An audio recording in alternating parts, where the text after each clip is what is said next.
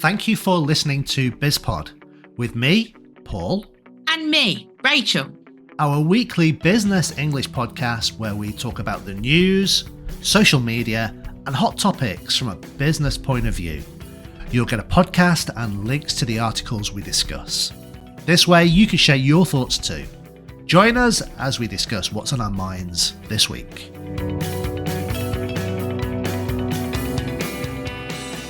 I want to talk to you about apologies today, Paul. Saying sorry. When was the last time you said sorry? I say sorry every day, don't I? For something. I think we all do. We're British. We say, sorry, can you just pass me a pen? Sorry, I need to go and get my key. Yeah. Sorry. Can I get past you? Sorry, just move out of the way a sec. Yeah. Yeah. Sorry, I need to go to the toilet. Okay. But there's a nice article in the conversation about how to make your apology more effective.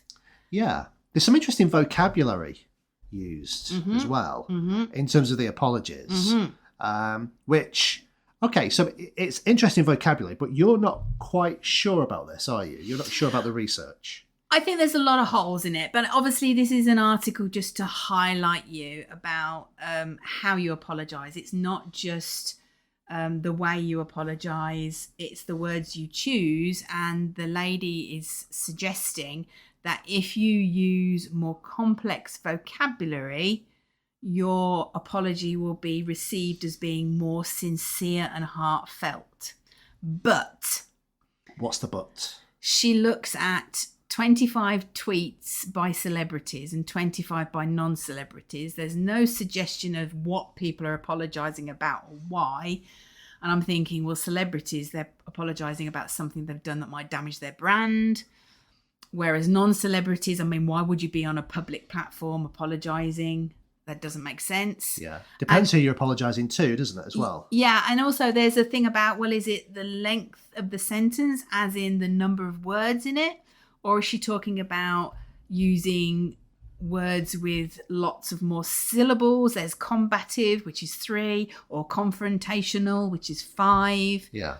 I just think there's too many variables to really draw anything from it. Yeah.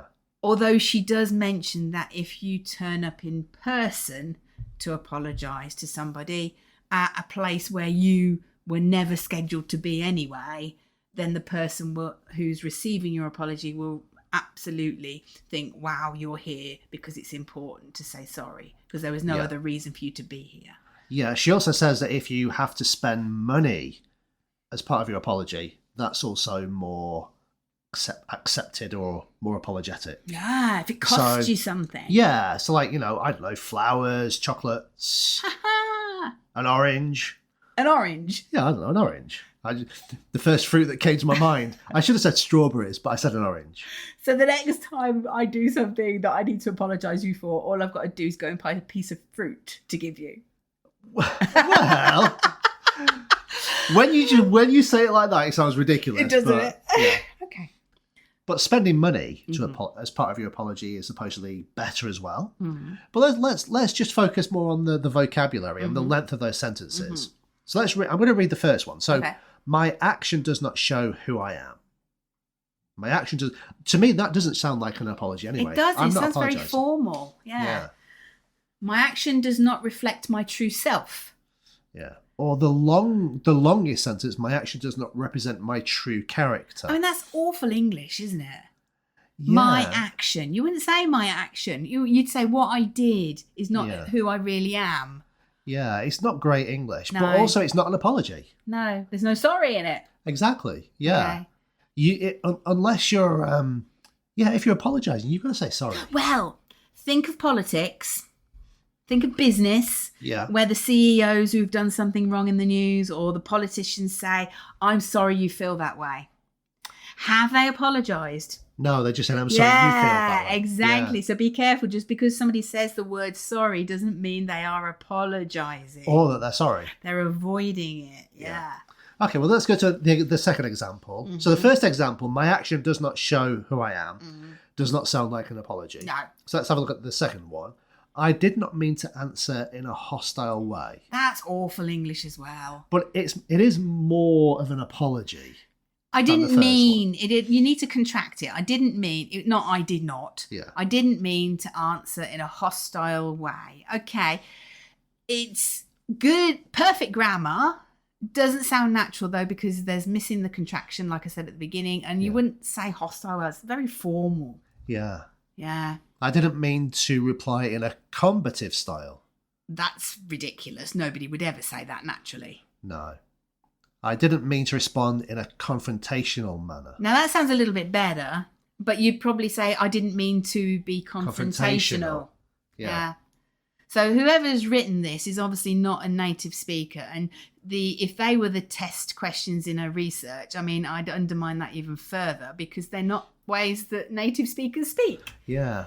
Yeah, it's strange. But I think the idea of using the longer, less common words does bring more emotions, more meaning to what you're saying. Yeah. Yeah? Yeah. Yeah. So if I said, I'm sorry, let's add sorry because we think you should say so. I'm sorry, what I did is not a true reflection of who I am. Yeah. That sounds nice. But if I said, I'm sorry, I didn't mean to be confrontational. Yeah. More natural again. Yeah. But which is better, the short one or the long one? I don't know. It depends. Depends what you've done. It does. Yeah. And who you're apologising to as well. Yeah. And I also think that there's some words, some vocabulary, which is more suited to men than women, like combative style, hostile, confrontational. That sounds like a man. Yeah, that's true. Yeah. Yeah. I don't know.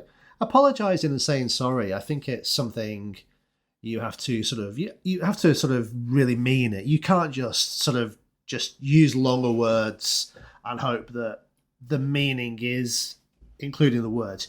If you're going to say sorry, you've got to really mean it. Yeah. You know? But I think when you're at work, you're going to have to say sorry, or you're going to have to receive somebody else apologising to you for something at some point, aren't you? Yeah. And I think you've got to be confident. It's a brave thing to admit you've done something wrong when you're at work. Okay. It means you've got character. It shows you have character. Yeah. But I think people need to also remember that it's only when you make mistakes that you learn. True. So not all things that you have to apologise for are necessarily bad. No. If something happens that you can't control and it's wrong, you've got to apologise. Yeah. And you definitely don't do it again. Well, you try not to. Yeah, you definitely don't do it again, Rachel. Yeah. Okay. Well, let's finish with the song. Sorry seems to be the hardest word. Oh, that's going to be in my head for the rest of the day now. Do you know the song? Sorry seems to be... I can't sing it. Yeah? Who sang it then? Be the hardest word. Yeah, you can't sing, can you? Yeah. No, I can't remember now. Sorry seems to be the hardest word. Yeah. I don't know. Maybe let's see if we can find out. It is Elton John. It's an Elton John song. Wow, there you go. Yeah. Sorry seems to be the hardest word by Elton John. We should have known that. Oh, that's the 1976 album Blue Moves. That's why, Paul, because we were very, very, very, very, very, very, very young. I was 4 years old. Yeah. So you definitely wouldn't remember that. Anyway, sorry seems to be the hardest word according to Elton John. Yeah. And according to this article as well. So I suppose they're right. Yeah, but look at the way it ends. The article ends, I am unequivocally and exceedingly remorseful. That's a mouthful, isn't it? Great vocabulary, but not really natural. Well, I am unequivocally and exceedingly remorseful that we now have to end this episode, and I'll speak to you again next week. Okay, bye. Bye. Thanks for listening. We hope you liked our podcast, and please don't forget to subscribe and stay connected with us. Until next time, goodbye.